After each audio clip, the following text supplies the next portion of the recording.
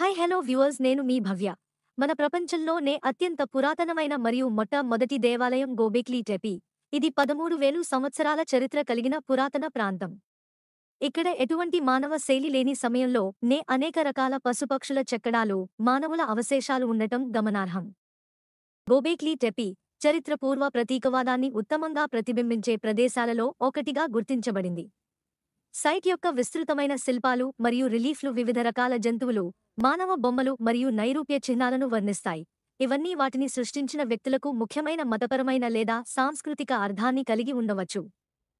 ఈ గోబెక్లీ టెపీ ఎక్కడుంది, ఎవరిచే కనిపెట్టబడింది, ఎప్పటి నుండి ప్రసిద్ధి చెందింది, ఆ ప్రాంతం మానవ శైలికి మంచిదా లేదా అనే ఆసక్తికర విషయాలన్నీ ఫుల్ వీడియోలో తెలియచేశాం. మీకు ఫుల్ వీడియో కావాలంటే మెన్షన్ చేసిన రిలేటెడ్ వీడియో చూడండి. అలాగే మా ఛానల్కి మీ అమూల్యమైన సపోర్ట్ ని ఇస్తారని కోరుకుంటున్నాం. ధన్యవాదములు.